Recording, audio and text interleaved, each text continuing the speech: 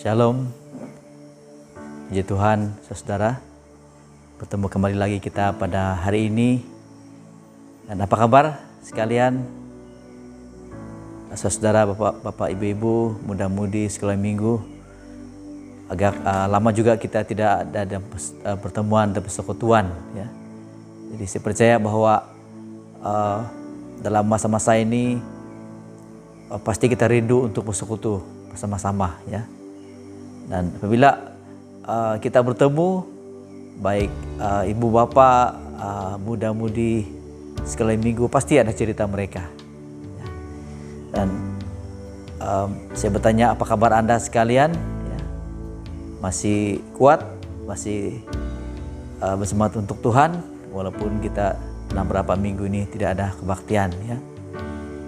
Jadi bersabarlah, bertekunlah, dan tetaplah kuat dalam Tuhan. Pasti satu masa kita akan dapat berkumpul kembali di dalam rumah Tuhan dengan semangat yang baru untuk memuji memuliakan nama Tuhan. Ya. Jadi, saudara, kita bersyukur juga untuk kesempatan ini. Saya berusaha untuk bagaimana dapat memberitakan firman Tuhan kepada Anda, walaupun hanya melalui pemberitaan seperti ini, ya. Jadi sambutan perayaan Hari Paskah kita sudah rayakan sambutan sederhana pada minggu lepas, ya. Tapi saya percaya yang paling penting adalah makna kematian dan kebangkitan Kristus yang meneguhkan iman kita, serta tetap setia mengasihi Tuhan kena mengingat kasih dan karunia atau kemurahan Tuhan bagi kita. Jadi bagaimanapun kita merayakan Hari Paskah, mungkin dalam kelompok yang kecil atau siapa saja, ya.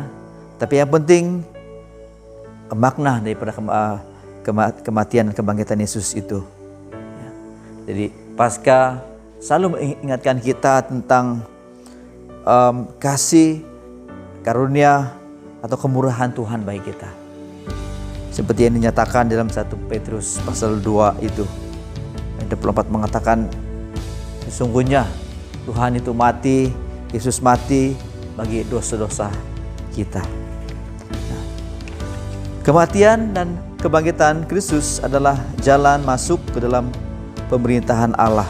Nah, itulah tajuk dalam renungan kita pada hari ini.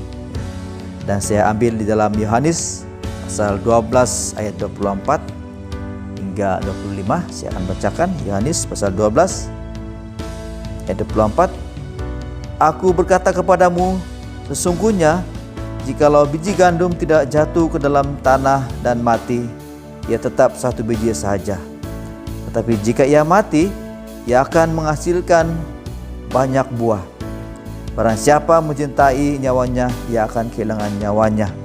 Tetapi barang siapa tidak mencintai nyawanya di dunia ini, ia akan memeliharanya untuk hidup yang kekal. Nah, jadi saudara, itulah bacaan kita hari ini, ya. Nah, di mana secara ringkasnya yaitu Yesus berulang kali menyatakan, berulang kali menyatakan kematiannya, cerita kematiannya kepada murid-muridnya. Ya, di mana dalam Alkitab kita tahu Yesus berapa kali menceritakan bagaimana dia mati, bagaimana dia akan mati, lepas itu dikuburkan dan dibangkitkan, ya, disalibkan, ya. Tapi murid Tuhan sepertinya tidak mengerti, ya. Sepertinya tidak mengerti. Nah, jadi di dalam teks ini memang dia berbicara, Yesus sekali lagi berbicara, dikatakan di sini Yesus memberitakan kematiannya. Ya, Yesus memberitakan kematiannya. Jadi dalam teks ini yaitu Yesus menggambarkan kematiannya seperti apa? Seperti biji benih yang harus jatuh ke dalam tanah, mati dahulu agar menghasilkan buah yang banyak. Nah, Jadi apabila saya memikirkan ini, saya merenungkan ini, gambaran yang tepat yaitu bila saya ada biji benih, ya, biji benih. Apa saja biji benih? Kita ambil contohlah, yaitu benih padi, ya. Jika saya ada biji benih padi hanya sebutir saja, dan jika saya hanya simpan itu dan tidak membuat apa-apa, dia tidak akan dapat menjadi membuat benih itu banyak, ya. Tetapi jika saya ambil benih itu dan saya tanam, simpan di dalam tanah, taruh di dalam tanah, kemudian beberapa hari dia akan tumbuh.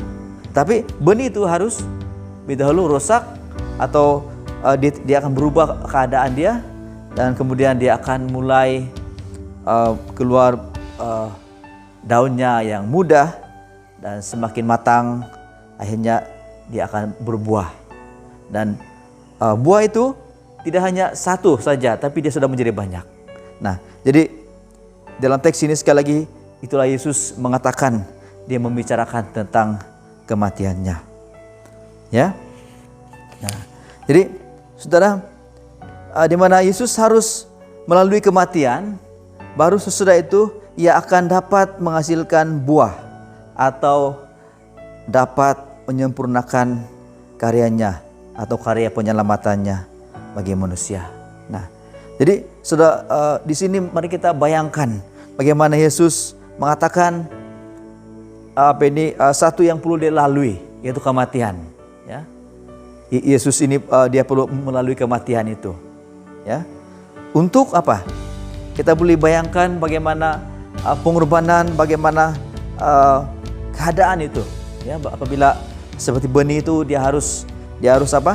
Dia harus jatuh ke dalam tanah. Ya, bagaimana kita lihat bagaimana benih itu tidak semestinya dia akan tumbuh sejak di luar, kan? Tapi dia akan harus masuk ke dalam tanah, kemudian dikatakan mati, dan baru dia akan dapat keluar menghasilkan buah yang banyak. Ya. Demikianlah, itulah penyataan Yesus, itulah kebenaran yang Yesus nyatakan kepada murid-muridnya. Nah, jadi Yesus harus mengalami kematian, harus melalui kematian.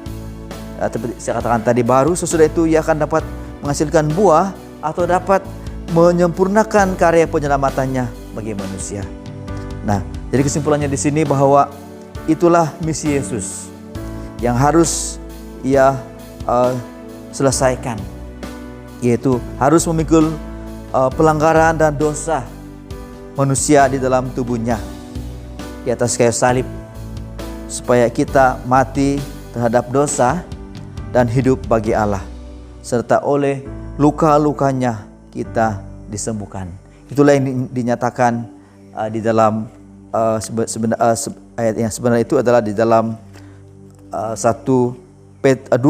Petrus pasal 2 ayat 24 hingga 25. Nah, jadi saudara, inilah yang bila kita renungkan ayat firman Tuhan ini, ya, di mana seperti itulah tema kita pada hari ini, yaitu kematian dan kebangkitan Kristus adalah jalan masuk ke dalam pemerintahan Allah. Ya. Nah, jadi mari saudara yang kasih dalam Tuhan, bukan hanya itu saja yang Yesus lakukan, tapi dan melalui kematian Yesus juga kematian ataupun maut dikalahkan oleh Yesus sendiri. Oleh karena apa? Oleh karena kebangkitan Yesus. Ya. Sekali lagi, dan bukan hanya itu saja, tapi melalui kematian Yesus juga mengalahkan maut.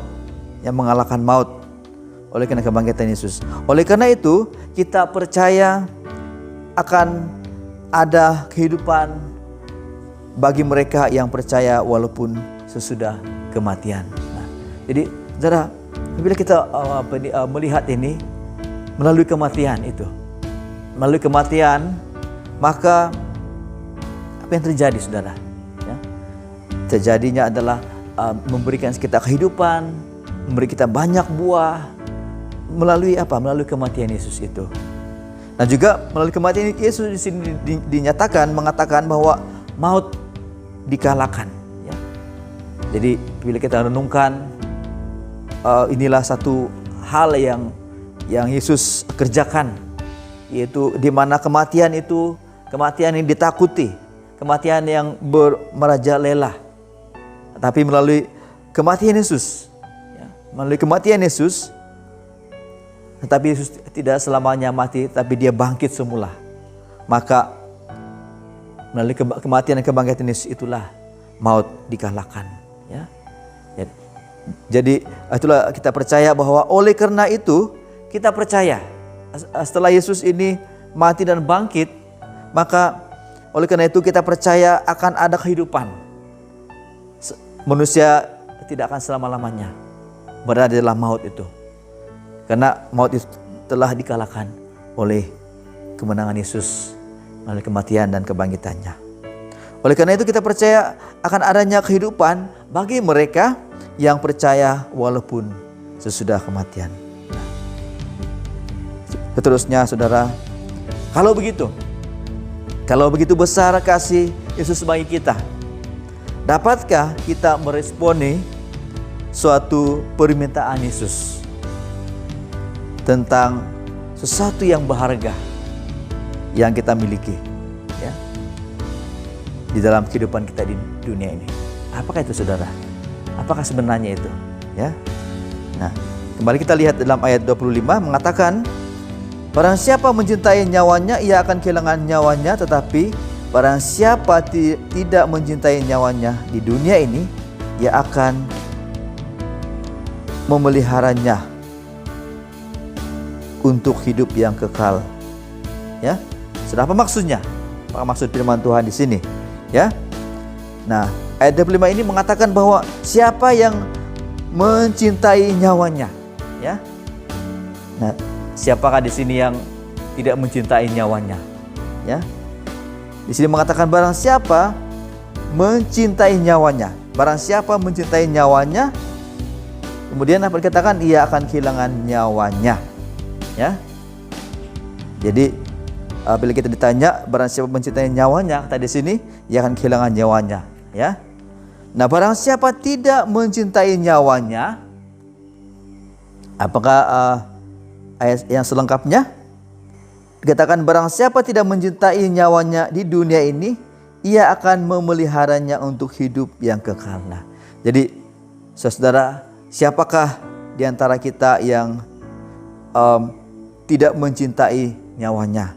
Nah, jadi ini saudara, ini apa? Soal nyawa, ya, soal nyawa atau soal hidup atau mati.